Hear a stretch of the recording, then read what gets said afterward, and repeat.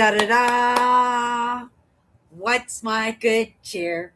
Welcome, everybody. Let's give YouTube a couple of minutes. Get those notifications out. In the meantime, if you've never met me before, hi, I'm Cindy. I explore the inside and the outside. And these days, it is been an equal of both, and especially being summertime. Let me just close my curtain here, get a little bit of better view in that, especially in summertime where we are more active. You don't know, I'm from Winnipeg, Manitoba, Canada.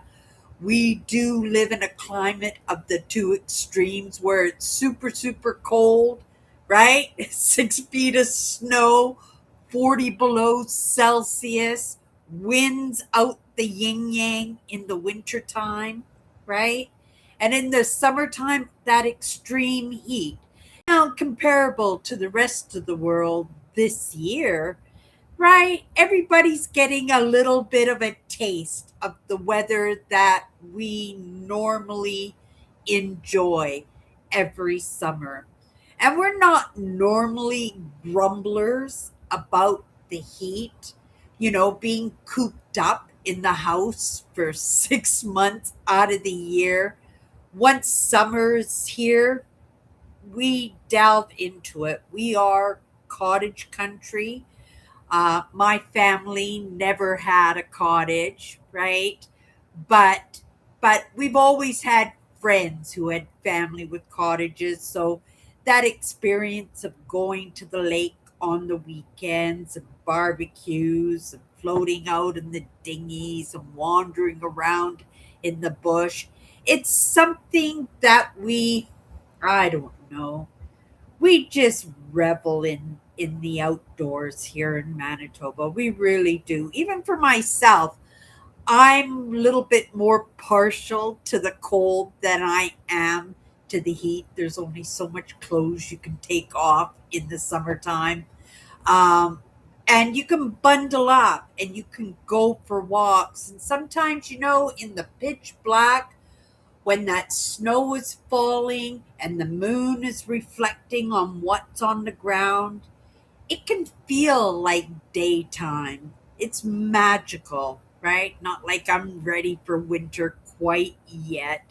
My favorite season is the fall. I love fall. I plan a trip every September in the fall just because of the smell of the rotting leaves and the mushrooms and the quietness in the provincial parks. I like to tour provincial parks. I like to do reviews on Google Maps of the parks that I visit. I like to do landscape photography. And in exploring the inside and the outside, that's an opportunity for me to go out and do my outdoor explores. And if you haven't seen any of those outdoor explores, I encourage you, you're more than welcome. Go to my main page and go take a look at a few of them. I have provincial park um, tour videos, I have trail walk videos. I'm an urban explorer. Oh my goodness, I must have over 50 old abandoned farms, one room schoolhouses, abandoned churches, barns. I did a little bit of bushcraft. I think I was more, um, what's the word I'm looking for? Enthusiastic about being a bushcraft girl than I actually was qualified in doing, but so much fun. And I filmed all those um, explores and all those playlists over the course of 15 years of being here on YouTube. I know you might be just coming in and meeting me for the first time, but I have been a YouTube creator for 14 years. And what a journey that has been. What an adventure that it has been. And being an experiencer, and this is how I describe myself, my entire life, I have been an experiencer. It's only in my adulthood, well, I'm not going to say just in my adulthood because the adventures have always been there, but a lot of experiences. If you come from a dynamic family, a lot of experiences are not by our choice, are they? You know, my dad loved the outdoors. He was a very sweet, loving man. And, you know, we got to go along on those adventures of his. My dad had congenital heart disease. He didn't recognize that maybe he might not live much further into his 20s. And he actually got to live to be 47 years old. But can you imagine waking up every morning and recognizing that today could be your very last day? Lots of people would look at my dad's life and say that was irresponsible, dragging your family out on these adventures, taking them out of school, having your kids go through 11 different elementary schools growing up. Yes, I went to a lot of elementary schools, and when I say I was an experiencer, those were one of my experiences in school. You know, imagine walking into class for the very first time, right? In the middle of the school year and being automatically the outcast, right? The intruder, and not having an opportunity to make friends like we usually do when we first enter school and you get that introduction and everybody's on the same baseline and you have an opportunity to build relationships. By the time mid-year comes, everybody is settled into their new friendships, their little groups and stuff. And again, you know, it is an experience in that. And, you know, it is through my father's choices, right? That as a child, I didn't have too much of a say in the experiences that I had. It was an adapt and conquer. It was ride the waves, right? It was put a smile on my face and just do the very best that I can and put those other experiences that I could create. I had a very imaginative brain and, you know, I could just create things for myself. And maybe it might have been a very isolated childhood. And yes, it probably could. It's not yes, probably. For sure, it caused me issues growing up. So many issues that they impacted my adult life. And when I say I explore the inside and the outside, it is in that resolution. It is in coming to terms. And it is in finding solution for those problems that were created in those experiencing, you know. And some of those solutions, I would have to say, are in my choices as the adult that I am. And yes, I'm maybe a mature adult, but it is never too late. And I am the example in that. I was, I would have to say, I was in my 50s already when I started my YouTube channel. I wanted to be on Big Brother Canada. I didn't think, you know, I had these, like I said, a crazy imagination. I really thought I had a good chance of winning the $1 million and lasting everybody out. But if you watch Big Brother Canada, you know it's the old people that are always scooted out the door first, right? But if we all came into the house at the same time, I would have that opportunity, that equal opportunity.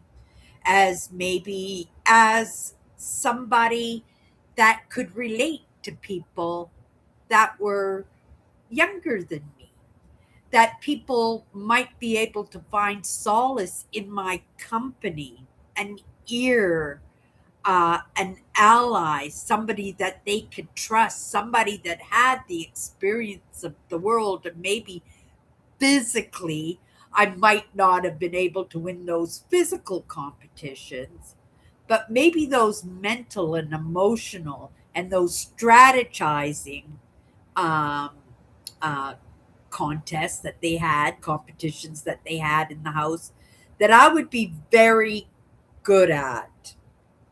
So I decided, because I had no following, I sent my application in and my introduction video. It's somewhere's on my YouTube channel if you want to go check it out. I'm not quite sure where I stuffed it in there. I kept it to myself for years and years, and then, as my channel was crashing and I lost my car and I'm looking for ways to stay outside in those outdoor explores, that I decided to post it somewhere. So it's not too far back.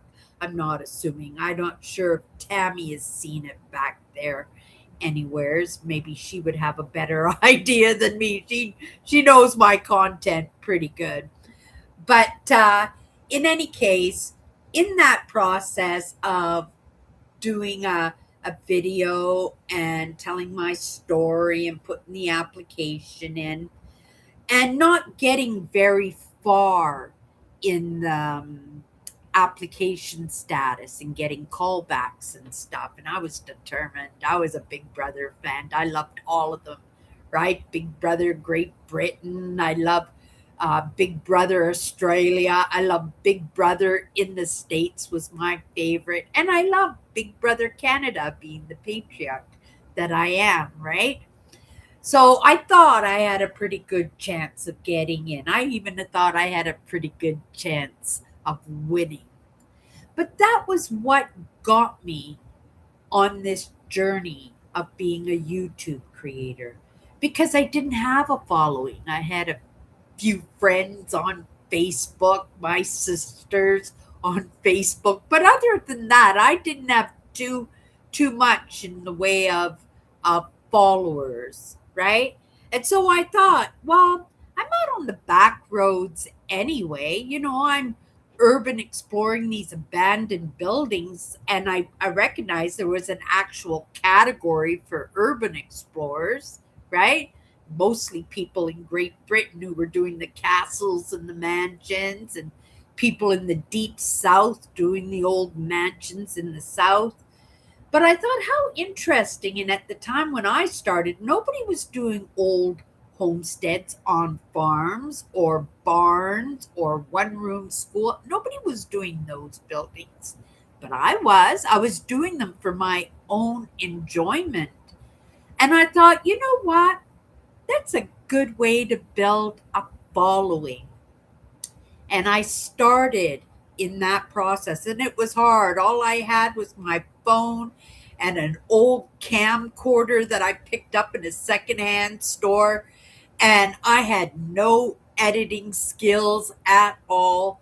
I had a really crappy computer with no RAM, but I didn't understand anything about RAM, right? But I got my editing program, and when I'd start editing these videos, my computer would sound like an Harley. That's how much work I was putting my computer through over the course of the years, because after that, I come to love what I'm doing. I thought being a YouTube creator was just the coolest thing ever. And I was delving into the analytics, and I was following all the different YouTube creator programs and learning to be a good creator. And I really thought that I was getting really good at what I was doing. But I was recognizing also that I was getting older, right? That I couldn't hang out in abandoned farms. Hello, Tammy. I saw you there out of my corner eye. I just wanted to stop you for a second just to say hi to you. But I knew I couldn't be um, exploring abandoned farms. I couldn't be up there in the attics of these rickety old buildings because they were really old. They were like, some of them were like the first settlers of this province that I live in. And these buildings were not safe. And I could have easily, because there were lots of farm fields and stuff that I was traipsing through, could have easily fallen into a well. And I was out on the road by myself. That was the whole point, right? Was to be out there in Mother Nature. And I didn't understand at that time about exploring the inside. I was exploring the outside. I was full force into that, right? But I didn't understand the real reason why I was out on the back road, why I was out there by myself. It wasn't like I didn't have friends or family that would join in with me if I had invited them to. But that time seemed to be mine. Somehow, in that process of exploring the outdoors and being an urban explorer and starting my camping trips and learning to be a good, average, progressive, getting better, right? YouTube creator. I woke up to some of those ideas. And of course, when you're out there on the road by yourself, when you're traipsing through farm fields, and when you're looking out windowless windows, out into beautiful landscapes, or searching through old barns and finding old items left behind, it sends you back, right? It puts you in uh, a frame of mind where you're reminiscing and again using your imagination, and you're putting yourself in the shoes of the people who lived in these homes or attended these schools or these churches 150, 200 years ago. And something happened in that process. It was kind of cool. It took me for a loop because these were topics of mind that I had never considered in my entire life. You know, that I was doing something for the first time in my life that was absolutely mine, that I wasn't creating and I wasn't upholding people in their own lives anymore. That, yes, I was an adventurer, right? I was an experiencer, but I had in my hands, in my own possession, this brand, Prairie Dodgers. It was all mine. I didn't know any YouTube creators, right? Maybe a few that I had met online in urban exploration, right? But I didn't know anybody online that were having experiences like me. And I found it very curious. And I started going deep in it, and I guess that was the beginning of that healing process for me because a lot of that happened without me understanding what was going on. It got me thinking, it got me very possessive, and it got me very what's that, not obsessive. It's not, well, yes, I was obsessive, right? It got me very attached to what I was doing, and it was something special to me. It was a way for me as a small man to have a voice, which was just like the coolest thing ever. And that's the truth. It was just the coolest thing ever. It was a total experience that was 100% mine. And again, like I said, I had my friends and my sisters. Every once in a while, I invite somebody along, but I didn't want to spend my time my time in making sure that other people were enjoying themselves in the process, because being that caregiver in a way, in being that highly sensitive, that codependent, where my self-worth came about making sure that the people around me were comfortable, I would have neglected that part of that experience that was just for me. And that's the truth. My appreciation for the outdoors, when I go for my walks, we talked a little bit yesterday that I went to the park, and this park had a beautiful story, and it had trails and it had benches, and it was just the trees and the birds, and it was just amazing, and I planned to go make a video, but the answer once I got there was a complete no question, no, because that was my experience, right? It's not like when I go out on my trips, when I'm out on the back road, that I'm actually going out there and I'm looking for content for my channel. But those walks are mine. Those are my connections to nature, and not just my connection to nature, that connection to myself, that quietness, that seclusion where I can connect with myself. And that's the truth. And so I'm not going to feel bad that that time that I'm out during the course of the day, that I'm not sharing that online. And I could.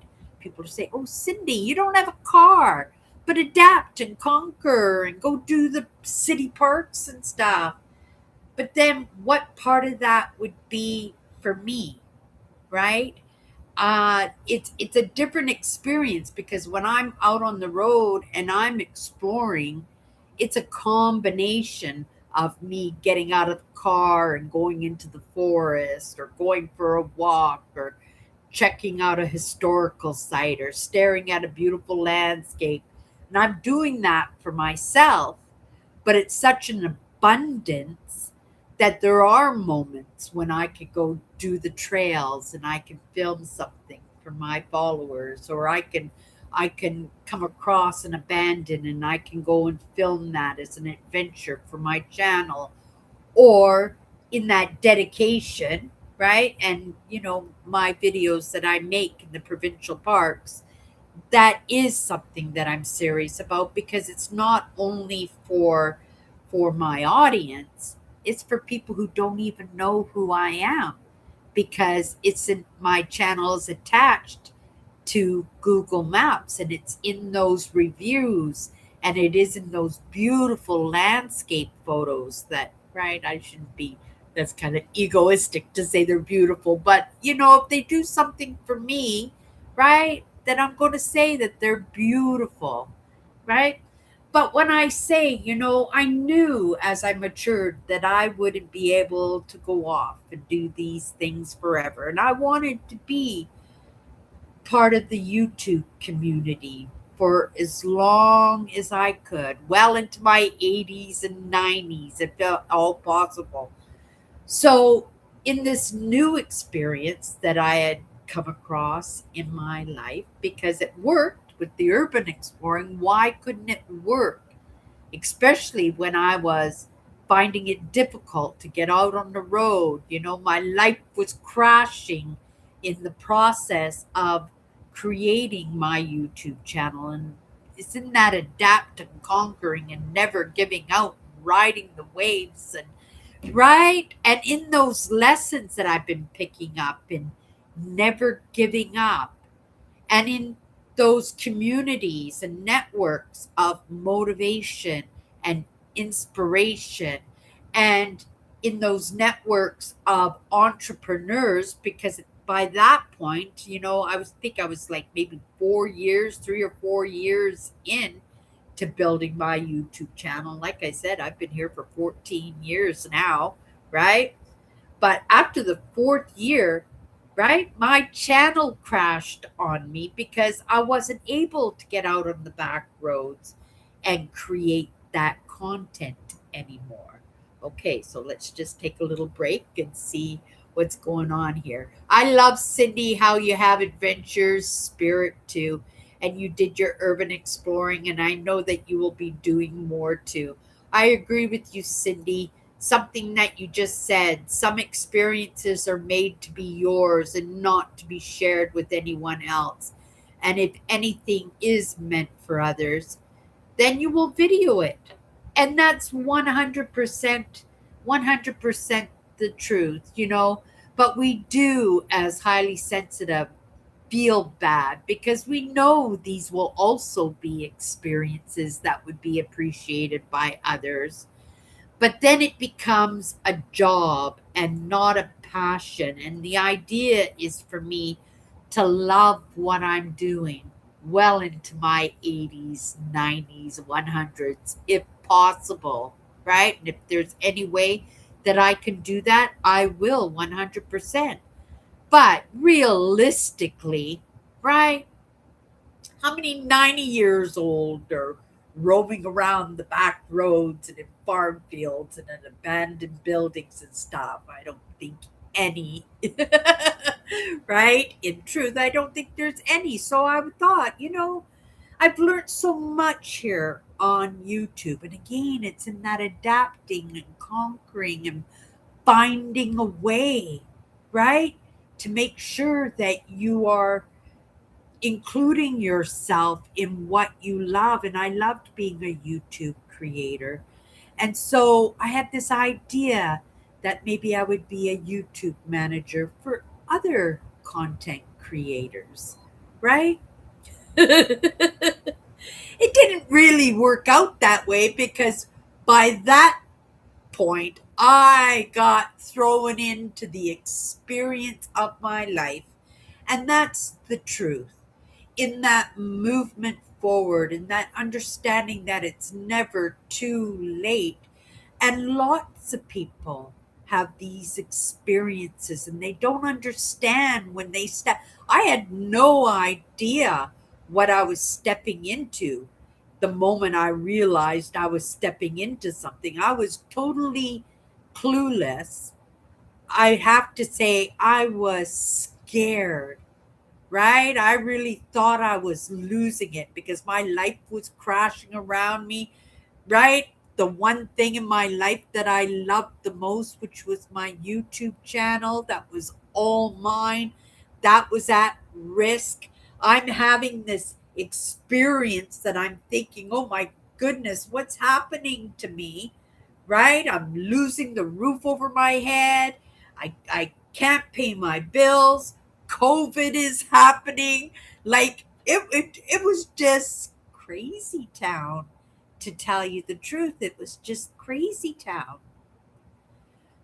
But it's that idea that you never give up. And this was, of all the lessons that I have ever gotten in this process, and this process has been going on for 10 years, a very long time. It's been going on for a very long time, probably a few years without me even understanding what was going on. But because I did it in baby steps, I did everything in small steps with keeping the priority of showing up. We talked about consistency last week, where, it took me the longest time to learn about being consistent, that I would make it the day that I said I would make it, but I would never be on time, right? I've been doing these live shows for like 10 years now, too. So I'd always be 5 or 10 minutes late. You guys know I'm always here within a minute or two now. I have been so consistent. I look at my analytics of my channel and I'm just like, oh my goodness, Cindy, right? I'm so proud of you. And I am proud of myself, right? My channel, is it where I expected it to be 14 years ago? No.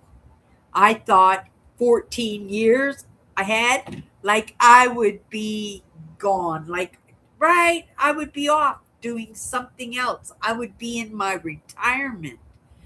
But in that process of staying busy and doing what I love, it kept me focused on what was important.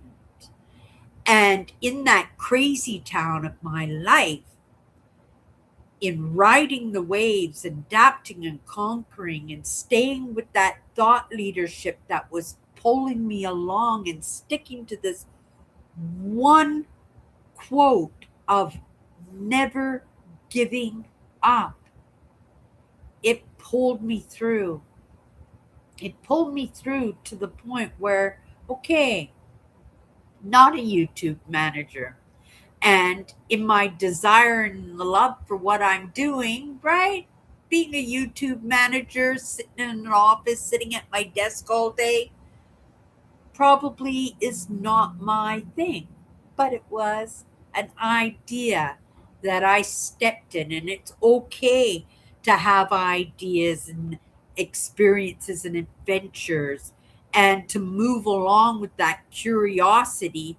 Because if you don't move along in that curiosity, if you don't try new things, you don't really get to find out what your passion truly is.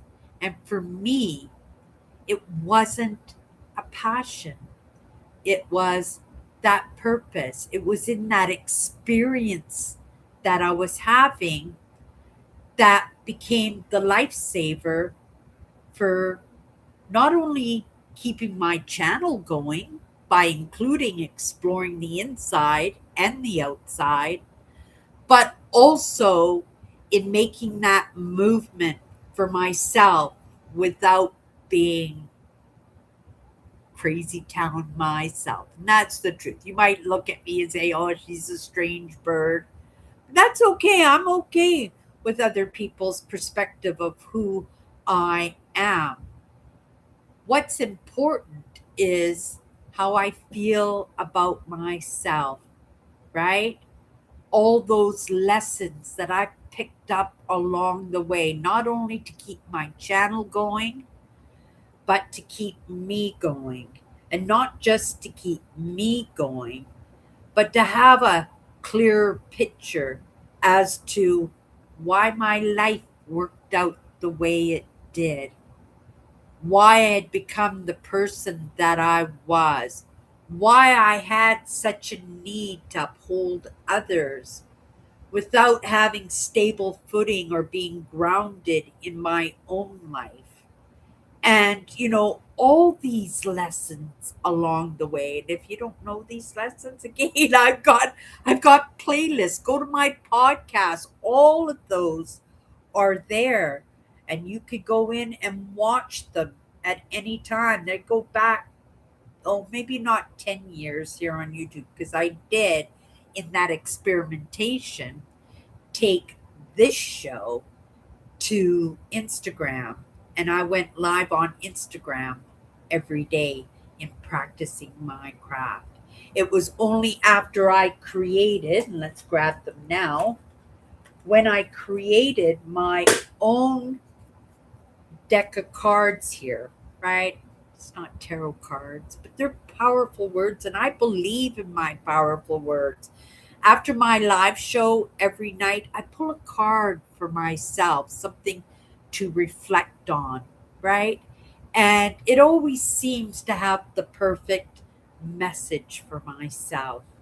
And lots of times when I pull a card at the end of every life, at the end of my life, not the beginning of my life, but at the end of my life, quite often that word that I pull is relevant to the conversation that we're having in that episode of my podcast. And that's the truth. And I find that to be curious in itself. But it isn't that experimentation, right? Even doing this deck of cards, it kept me grounded in what I'm doing. It gave me content for my channel. It filled up that space when I wasn't able to get out there and explore the outside, that I had that opportunity in that sharing of that experience, that crazy town experience that I was having, that I could be the evidence for others who might be having their own experiences, right? And having their own understandings that might not be exactly the same as what I'm going through or what I have been through or what I will go through, right? Because this is a never ending process. But to be comfortable that in those baby steps, in all those lessons, because not only am I a YouTube creator, I am a spectator and I am a Google student. When I say a Google student, right, I am online. And it is in that experience that I had that I woke up that first morning and I was scared poopy in that experience. I didn't know what was going on with me, but it was quite clear something was going on with me. And I came online and I have no idea. It was a miracle, right? It was a miracle, but that help was right there.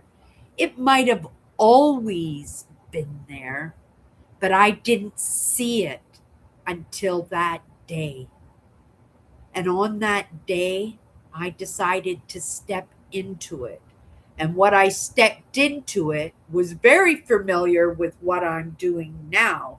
But in that process of experiencing and experimenting, right? And in my choices, I went off in all different directions.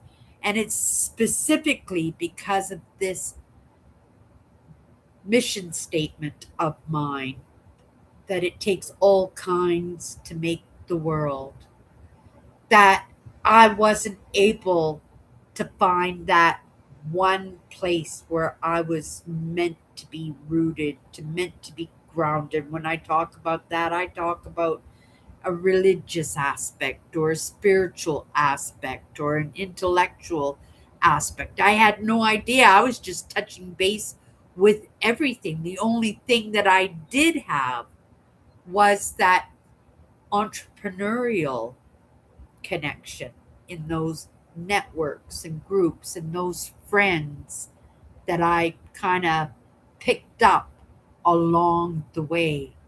And I was so grateful for them, right? That they pulled me through the way they did.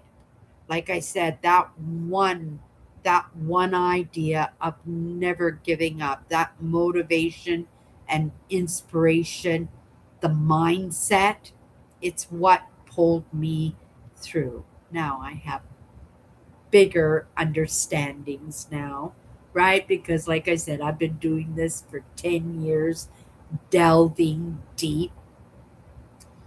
But in that experience, I kind of found myself, right? Kind of figured out where I got it wrong. And not everything I got wrong, because I wouldn't have woken up to any of those ideas without getting some of it right, right? You have to be, like I said, a lot of it happened without me even knowing what was going on, but it was in my pursuit of it, right? It was in taking the action in the direction that I was passionate about.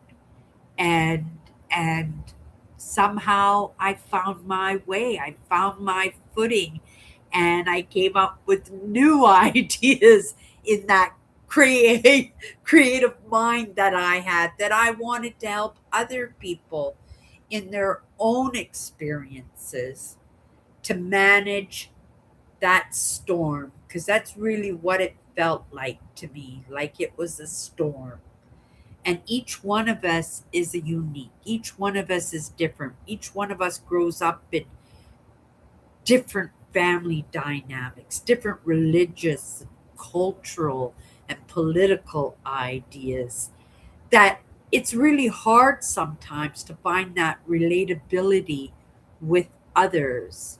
So, in my mission statement that it takes all kinds to make the world, that was just a perfect, that was just like the glory spot for me, because it put me in a state where I was everywheres, right? Now, what that does, it makes you knowledgeable in lots of different things, but it doesn't make you an expert on one thing. I have to say, I am right. I delved in pretty deep into some of those important topics that were relatable in my own experience growing up in a dynamic family full of narcissists and borderlines and codependence and empaths. And right, it was an experience, right? But that was an experience I was meant to experience. But that was also an experience I was meant to understand. And it was allowing myself to be drawn into it, not in a crazy town kind of way, but in those baby steps, right? Which didn't sit very well with the entrepreneurs, because the entrepreneurs are all about speed. They're all about jumping in and getting it done. And for me, like in those experiences that I had to do it in little bits and bites, little baby spoonfuls of baby food to make it digestible for me, because it was scary. This is my mentality. This is my emotional well being. This is my future. This is my livelihood. This is the roof that puts over my head. And maybe not in the moment, but at some point, that was the intent. So I did it in baby steps, and it worked out so well for me. Now, so well for the future, that's to be seen. But it is in being that example and that evidence for others who might think that it's too late. They're too old. I didn't start any of this until well into my 50s, right? It took me over a year to even be able to come in front of the camera and show my face, right? That I had a lot of things that I had to reconcile within myself, reconcile within my own family, be able to resolve in the residue, the issues, and the addictions, which is kind of funny because that's what I was going to talk about tonight. I made a few notes on addictions here, and I thought maybe we would talk about addictions today, but we're just kind of got into this, right? I let the flow happen. I let the flow happen. But we have to understand that it's in that movement, right? I never stopped. I never stalled out. Not once did I ever want to give up. It was actually the opposite. I did everything I possibly could to keep moving forward, right? In those baby steps. And that's the idea in living our lives and pursuing, you know, those things that we want for our lives, enjoying the landscapes, but also in doing that work for ourselves that most people, it doesn't even cross their mind to do. And then they end up in the addictions, right? They end up in the addictions and they don't know why. And some of these addictions would have stopped me in my track. I tell you, I went for a walk today and I got myself in a pretty bad neighborhood, to tell you the truth. Never used to be like that, but I found myself in an area where there were groups of people huddled in little storefronts, like just huddled in there, and they were all hunched over in that fentanyl stance that they have, and I watched them. Right, I didn't stand there and watch them, but I walked and I contemplated, and my heart went out to them. Those questions that came at me as to why, and those gratefulnesses to say, oh my goodness, like, what if that was me? How would I have ever moved forward? How would I ever never given up if I had gotten myself to that state? Because getting myself to that state would have been the give up, because that's what I recognized in what was going on in all these people. Like, they were out on the street and they were begging for money, stopping cars, begging them for money so that they could go back to these little huddles and grab these drugs. And I'm thinking, oh my goodness, right? That if you don't have your sense about you, right? How can you manage to make good decisions for yourself? That you have to find something in your life that you love more than that. And you know what? If we're going to talk about addictions, let's do this right now, because I happened onto this today. Let me have a sip of my coffee. And this might be helpful for somebody down the road. Okay, I made some notes. I happened on to a uh, uh, Carl Jung, and he was talking about addictions, right? And this really hit me, and I thought it would be a good topic of discussion because it is so true, and it's questions I have to ask myself. Right off the hop, I have to say I'm grateful that I had lots of addictions. Like, don't take me wrong, I had lots of coping mechanisms. I cope with food to this very day. I crunched ice. I got addicted to cough drops. I got addicted to gambling. I got addicted to payday loans. I got addicted to beating myself up. I got addicted to YouTube. I got addicted to mindset, right? See, now we got a couple of good, healthy addictions in that, right? But addictions that take away your mindset, like the drinking that just turns you into somebody you're not, that you can't even think of anything, or these people that are on the fentanyl or the heroin, oh God, like, oh, my heart goes out to them, because that's a hard battle to come back from, right? And you got to put your respect out there to people, right, that do come back from that. That's a big one. Okay, so let me read you my notes here. Somebody here might find it helpful. Addiction is a spiritual crisis. It is a soul crying out for help, right? It's crying out for help. And it's also the ego crying out, right?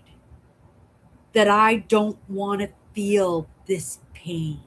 It's your spirit and your soul on the same, right? It's your ego and your spirit on the same page, right? On the same page. And that's where the help comes, right? That's when that decision making comes, where you can have this opportunity to make a different choice and just do it in baby steps. Just go slow with it, right? But this is the one that got me, but someone must Listen, someone must answer. And this is where faith comes in, right? This is where your spirituality or your religion or even counselors and professionals out there can help, right?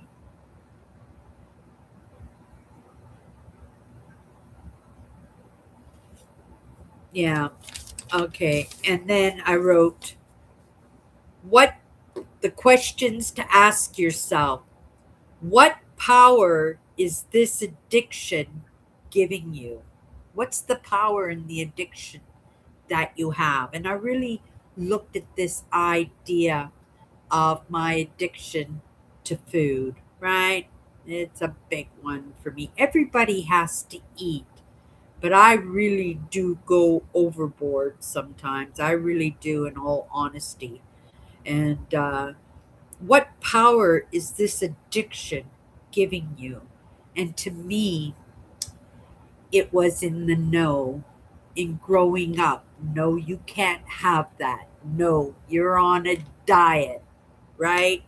And then that reflected in how I felt about myself, in being rebellious in that, because that's what it is. You're being rebellious, you're doing what's not good for you, right? Because somebody told you no, and you're saying to yourself, yes, I will. Don't tell me I can't, right?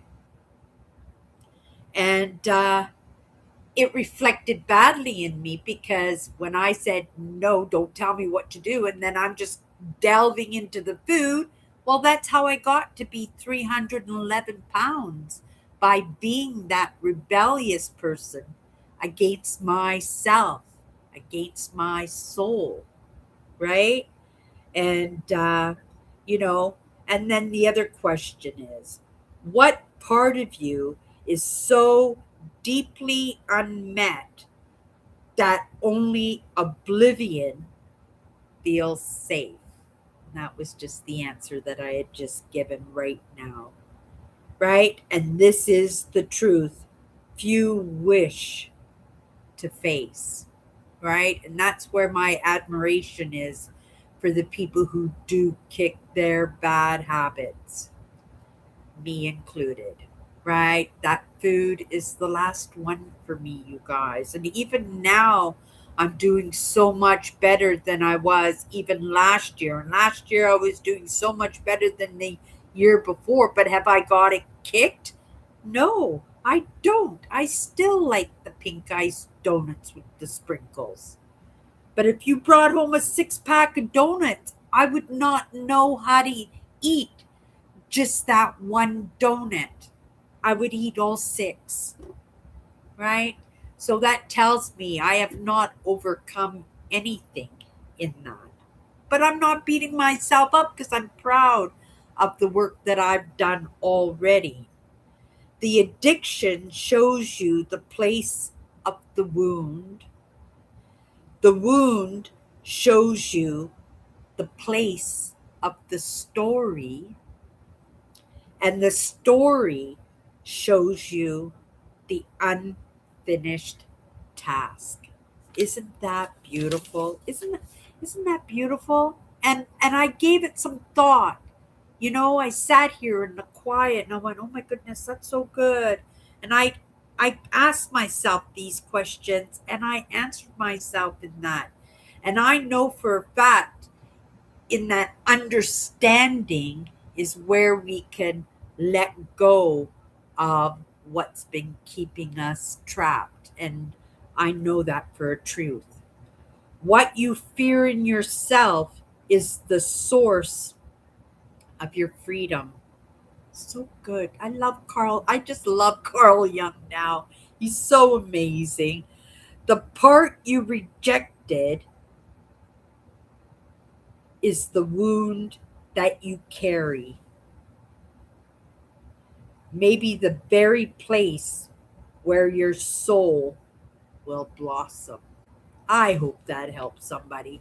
It really helped me when I delved into it this afternoon. And I put a little staple there, right? Because this is one for the books. This is one to save in my movement forward, and in that being that example for others in these kind of conversations that I have, whether it's online or whether it's with my family or whether it is with a stranger sitting at the bus stop or whether it's somebody sitting across from me, that it's going to be helpful down the road.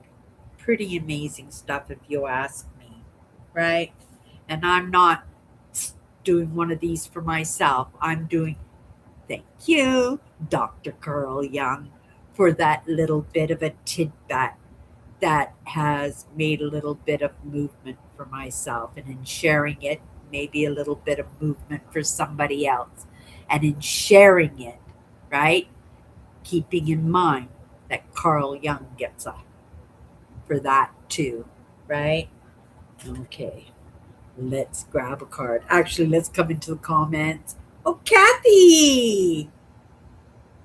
I see Kathy. Kathy! Oh my goodness.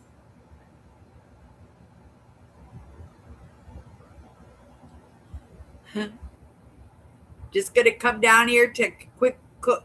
I really like Cindy's channel here and everyone who is in here with her. Aw, thank you. And you have fit in wonderfully, Tammy, and we're really happy to have you with us. Hasn't she fit in really good? Like, and she did it so naturally. Everybody just kind of accepted her right off the hat, right off the hop. Kathy has been with me, Tammy, for, oh my goodness, since the very beginning. And that's the truth. One of my absolute lovelies that I hope is in my life when I'm still here, 90 or 100 years old. Yeah. And I'd like to say Tammy's going to be here too with me. Okay, a decade. Oh my goodness, 10 years. So I was already online a few years before you came in. Ah.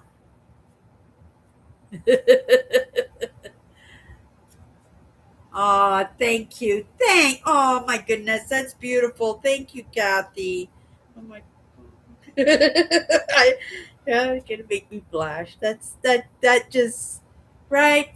And I gotta learn to accept this, appreciation and these kindnesses and these friendships that I pick up along the way, you know, only because it's part of my lessons in my life, right? That, I do, have something to offer, that I can have friends in my life and people that appreciate, and I can appreciate others.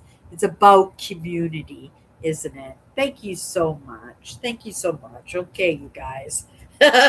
Before I go really red, let's grab a card, go into it for a couple of minutes, and then we're going to call it. We're going to call it a night. Okay, you guys. Okay, we're taking this. Oh my goodness. What we were talking about. Influence is the evidence that brings about change. Thumbnail. And and that's the thing. The influence should be coming from being the example, for being the evidence for other people. You know, it was like I was saying, when I came across those groups today, all huddled and all bent over, and such a beautiful street, but it was so full of their garbage and their disrespect, and not just this disrespect for the city and the community that they were in, because the community used to be so beautiful. Some of the oldest high rises and businesses in the entire city, right in that area. And yet the streets were covered in garbage and throw up. Just, it was just so sad. But that influences too, doesn't it? You know, sometimes we have to recognize that we don't have to be just the evidence and the example for others in the things that we get right. But if we really take our time and pay attention to the world around us and take care in the intention that we give others, that other people in their own difficulties, in those moments in their life where they have no control, where they're actually in a devastating state where they don't even know to ask these questions to themselves, right? Because all they're looking for is their next fix in escaping the pain and the dissolution in their life, that they don't even recognize that there's an opportunity, that it's never too late, that could be influence for us too, that we can recognize that influence just doesn't need to be the good things, right? That maybe these difficulties in the world, these difficulties in understanding, it's hard work if you want to pull yourself out, right? Nobody's going to run over to that little group and put themselves in danger of getting into that huddle. It's not safe, right? It isn't safe emotionally, mentally, physically. It's just not safe. It has to be a personal choice to pull yourself out of those situations and be an example and the evidence for somebody else. But if you can't pull yourself out, you're also going to be an influence, right? You're also going to be an influence. You're also going to be the example and the evidence for somebody else to say, "Ooh, that's pretty bad. I'm never going to touch that stuff. Never, ever. Look at these streets. I thought next time in that neighborhood, I'm going to take garbage bags and rubber gloves, and that's the area that I'm going to clean up." Right?